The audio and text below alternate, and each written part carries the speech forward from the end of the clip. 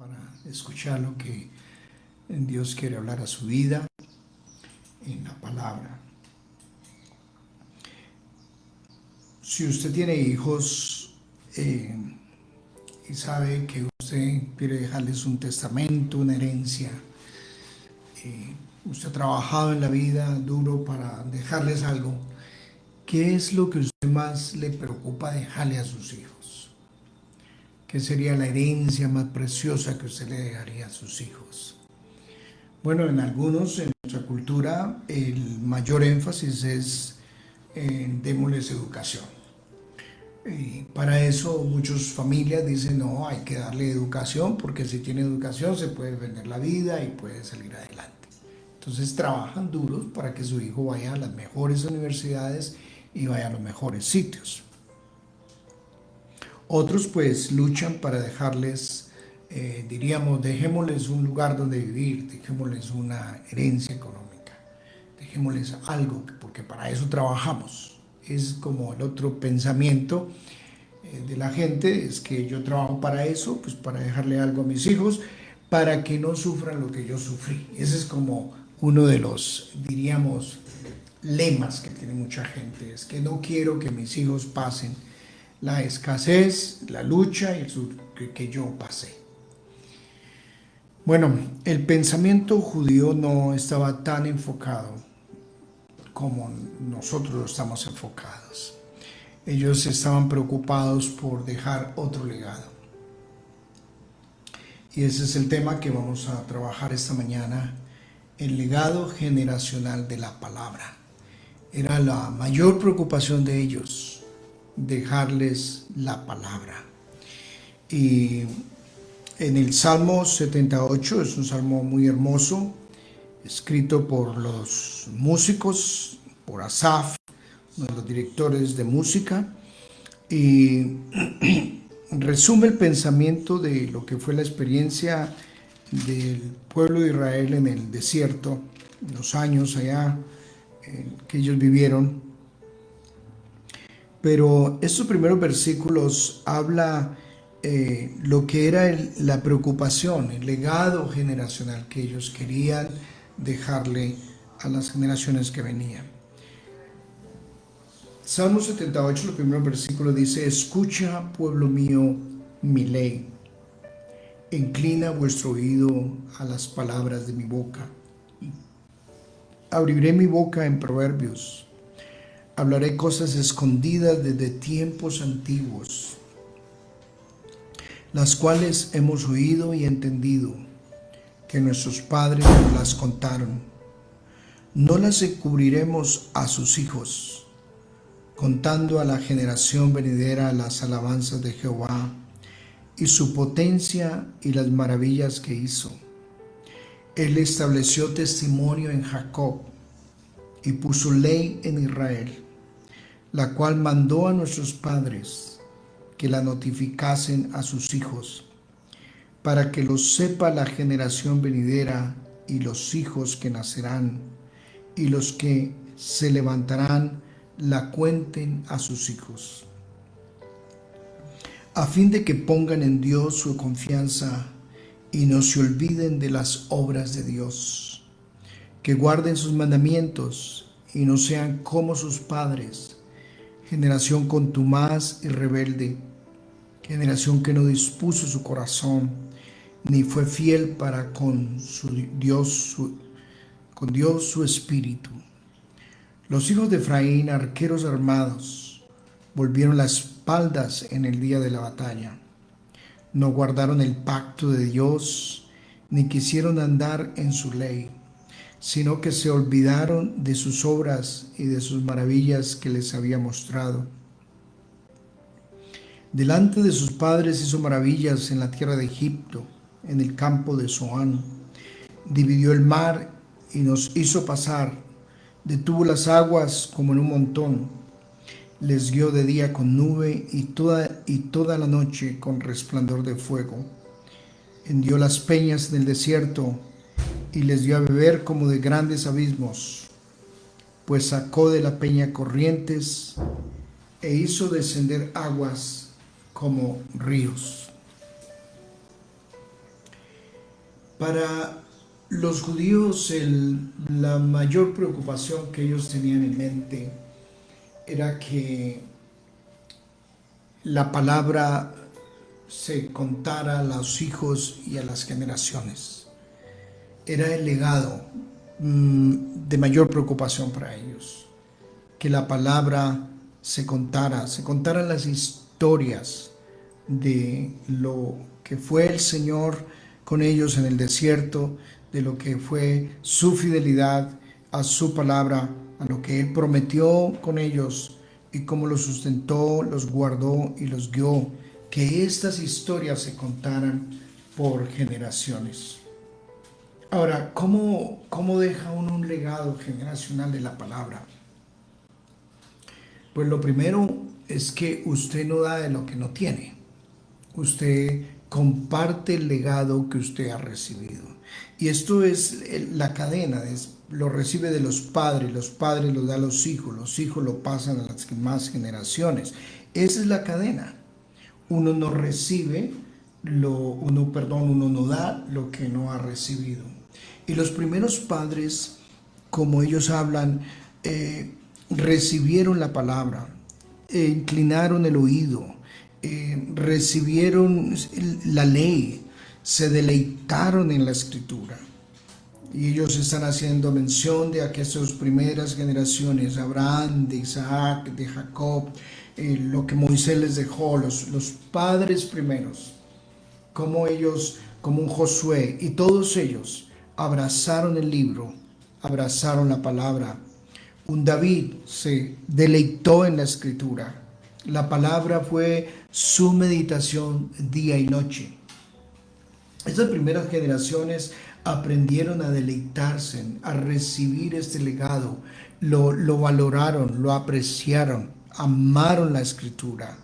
Y ellos, cuando le hablaban a sus hijos, el caso por ejemplo de Proverbios, ellos les hablaban: hijo mío, no te olvides de mi ley. Así le hablaban a ellos. Y tu corazón guarde mis mandamientos. Bienaventurado el hombre que halla la sabiduría y que obtiene la inteligencia. Y ellos les decían: porque su ganancia es mejor que la herencia de la plata o tesoros o riquezas, piedras preciosas. No, para ellos el mayor legado, la mayor herencia que ellos podían dejarle a sus hijos era las escrituras. Ellos las recibieron de sus padres así, y las generaciones que las valoraron y la apreciaron, la comunicaron también a las otras generaciones. Cuando uno ve el legado que uno ha recibido de sus padres espirituales, el caso mío, yo tuve unos padres espirituales que amaron la escritura. La escritura era el centro y me enseñaron a amarla, a meditarla día y noche. Vi el ejemplo de ellos y el mayor legado que ellos me dejaron fue la palabra. Cómo no honrar estos padres espirituales que nos dejaron este legado de amor por la escritura. Uno recuerda el legado que nos dejaron los misioneros que vinieron y trajeron la palabra en grandes dificultades y sembraron la escritura con mucho sacrificio, con muchas lágrimas, como dice el Salmo, y la trajeron. Y para ellos la centralidad fue la palabra. Para ellos la palabra fue la misión central, el legado que ellos iban a dejar a las generaciones. Y hoy nosotros somos el resultado de esos primeros padres, de esas primeras generaciones que inclinaron su oído a la palabra, abrazaron la escritura y estuvieron dispuestos a dar la vida por dejar este legado a las generaciones que seguían. Uno se pregunta, ¿qué es el legado que hoy estamos dejando a las generaciones que nos van a seguir, a los hijos, a las personas que nosotros influenciamos en el camino? ¿Cuál es el legado? ¿Por qué usted un día va a ser recordado o yo voy a ser recordado? ¿Qué recordarán mis hijos? Para algunos, su única preocupación es tristemente solo dejar aparatos electrónicos, es dejar tecnologías. es dejar cosas materiales, el único legado que están preocupados por dejar. Pero hoy tristemente también estamos viendo de que el legado que se está comunicando a estas generaciones también en los púlpitos no es la palabra. Y los púlpitos están llenos de entretenedores, de contadores de fábulas, como dice 2 de Timoteo 4, apartaron el oído de la verdad y se fueron tras las fábulas. Es impresionante usted escuchar hoy los millones y millones de gente que están siguiendo predicadores que ya ni abren la escritura o la usan como una ilustración para soportar los pensamientos que ellos tienen, los cuentos raros que le está metiendo la gente. Y la gente va a las iglesias y hoy en día detrás de la tecnología, del show, del espectáculo, pero no hay palabra, no hay exposición bíblica, no hay predicadores que estén fundamentadas sus vidas en el mensaje que el Señor nos dejó, en el legado que Jesús nos dejó, cuando Él mismo nos retó a que siguiéramos su ejemplo, a que escudriñáramos la Escritura, porque ellas daban testimonio de Él. Hoy nos apartamos el oído de la verdad y uno se pregunta, ¿qué legado se está dejando? Uno se pregunta si no necesitamos una nueva contrarreforma. La reforma surge en un contexto precisamente cuando la Escritura se había cerrado y la sociedad cayó en oscurantismo, el caos completo de las sociedades en aquellas épocas. El caos, la violencia, la maldad, la corrupción de la iglesia misma, porque cerraron la Escritura al pueblo. Y hoy estamos presenciando lo mismo, un caos, una ambición de poder, búsqueda de dinero, búsqueda de fama, búsqueda de cultos a la personalidad, y todo hay, menos Escritura, menos palabra.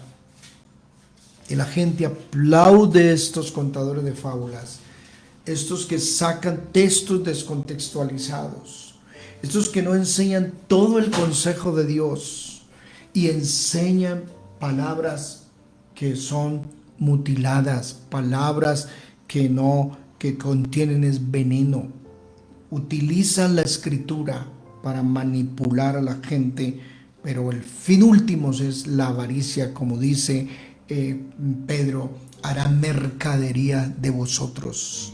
Usa la Escritura para lucrarse, para sacarle dinero al pueblo. Entonces, mis queridos hermanos y amigos, uno se pregunta, bueno, ¿cuál es el legado que estamos dejando? Que están recibiendo hoy estas generaciones, nuestros hijos que van a estas comunidades. ¿Cuál es la enseñanza? Muchos de los púlpitos también están llenos de neófitos. Niños están enseñándole a los adultos. ¿Cómo es posible eso cuando Pablo mismo dijo, no pongan neófitos a enseñar la palabra? Gente que no tiene una estructuración doctrinal, una formación, se les está entregando el alma, mi destino, mi futuro a niños. Eso es como uno montarse en un avión y descubrir que el que va a manejar el avión a Europa es un niño de 12 años o es un niño de 10 años. ¿Usted aguantaría eso? ¿Aguantaría que su vida, su futuro, su familia esté piloteada por niños? Por eso en la iglesia primitiva era tan celoso la enseñanza, eran tan celosos de quiénes eran los maestros. Y los ancianos estaban en la edad de 60 años en adelante.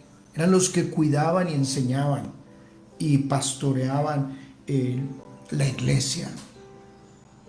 Entonces, mis queridos hermanos y amigos, uno se pregunta, bueno, ¿cuál es el legado? ¿Qué le estamos dejando a nuestros hijos?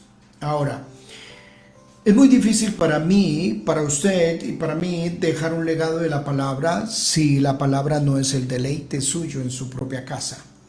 si sus hijos mismos no ven que es su deleite de meditarla día y noche, que usted ha abrazado la Escritura, si en su casa, en su hogar, en la centralidad no es la palabra, sino la televisión, la tecnología, las músicas que traen mensajes perversos, y eso es lo que hemos permitido nosotros en nuestros hogares, y no ven en nosotros, en los padres, deleite, oído para la palabra, pasión por la Escritura, pues ellos no van a seguir ese legado.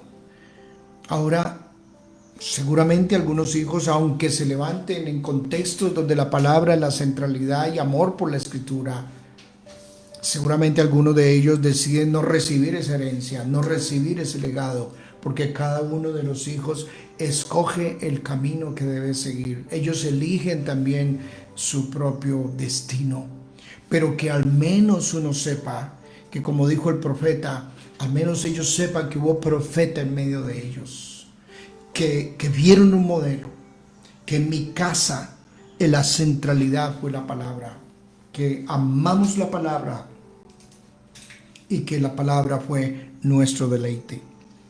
No podremos entonces nosotros esperar que nuestros hijos se levanten y las generaciones sigan contando las historias de la palabra si ellos ni siquiera la escucharon de parte nuestra. Y esto era lo que hacían en la práctica de los judíos, era contar historias. Y ellos se sentaban y contaban las historias de lo que Dios había hecho con ellos, de cómo los había sustentado en el desierto, cómo les había abierto el mar, cómo los había guiado, cómo los había bendecido. Hoy ya en los hogares no hay los contadores de historias, porque ya los padres ya ni saben cuáles son las historias bíblicas. El analfabetismo y el desconocimiento de la Escritura es tan grande que ya no hay historias para contar de la fidelidad, de los cuidados, de cómo el Señor nos ha sustentado y cómo nos ha bendecido a todos nosotros. Entonces, no podemos esperar, como he dicho, que la Escritura, los hijos la mediten, como dice en Deuteronomio 6, que la guarden, que la mediten cuando camine, cuando se levante, cuando esté en el camino, que cuenten las historias.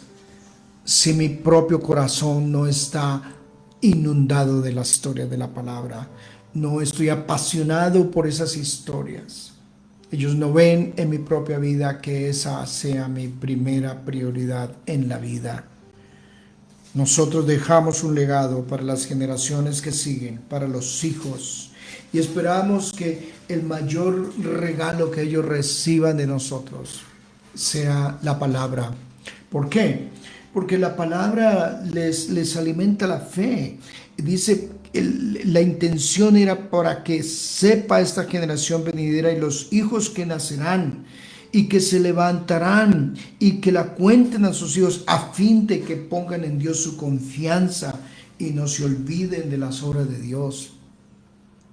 Nosotros anhelamos que nuestros hijos se levanten con fe. Confianza no en sus propios cuerpos, confianza no en sus ahorros, confianza no en sus capacidades, confianza no en sí mismos. Nuestro anhelo es que ellos pongan su confianza en el Señor, que tengan fe para enfrentar la vida, que no sigan el ejemplo de aquellos que volvieron atrás. Los hijos de Efraín, arqueros armados, volvieron las espaldas en el día de batalla. No, que se levanten a combatir, a luchar en la vida con fe, con las convicciones de la palabra, de la presencia de Dios con ellos, que es quien les abre el camino, quien les abre puertas de bendición, quien les abre el mar, quien les trae provisión, sustento, quien les hace florecer desiertos. Ese es nuestro mayor anhelo. Yo no gano nada con decirle, hijo, esta es mi herencia, tome este dinero, pero no tiene fe, no tiene temor de Dios, no tiene confianza en el Señor. Confía en ese dinero, confía en esas cosas materiales que se le dio. Mañana, cuando arrecie la batalla, cuando vengan los desafíos grandes, cuando vengan los conflictos grandes que tienen que enfrentar, no queremos que den la espalda, no queremos que claudiquen, no queremos que pierdan la fe, sino que se abracen a la palabra. Cuando vengan los grandes desafíos y las luchas que ellos tienen que enfrentar en la vida, no claudiquen y ellos puedan poner su confianza en el Señor, en sus promesas, en la palabra, y que ellos recuerden: mis padres, mis generaciones pasadas no claudicaron. En medio de las tormentas que vivieron, en medio de las luchas y las dificultades, cuando arreció la guerra, ellos no claudicaron, no dieron la espalda, tenían la confianza sólida en el Señor. Cada vez va a haber menos fe, como dice la palabra. Y el Señor mismo hace la pregunta que cuando Él regrese, se pregunta si va a encontrar fe en la tierra. Y usted dirá: no, templo lleno sí, pero no necesariamente fe. Espere que lleguen los tiempos difíciles, a ver cuántos quedan de estos grandes templos donde no hay palabra, donde no hay fundamento sólido en la escritura. Esperemos cuando lleguen los días de conflicto y los días difíciles que tienen que enfrentar, y tenemos que enfrentar todos. ¿Qué nos va a sustentar? No nos van a sustentar las historias, los cuentos, las fábulas, los payasos de los púlpitos. No, eso no nos va a sustentar. Nos va a sustentar la palabra que hemos creído, el legado que hemos recibido. Eso nos va a sustentar y va a sustentar a nuestros hijos. Es nuestra oración, es nuestro clamor, que cuando vengan los días difíciles, ellos recuerden: mis padres me dejaron un legado, ellos nunca claudicaron en medio de las luchas y las grandes dificultades, siempre le creyeron a Dios y no dieron la espalda. Y nosotros ponemos este libro en sus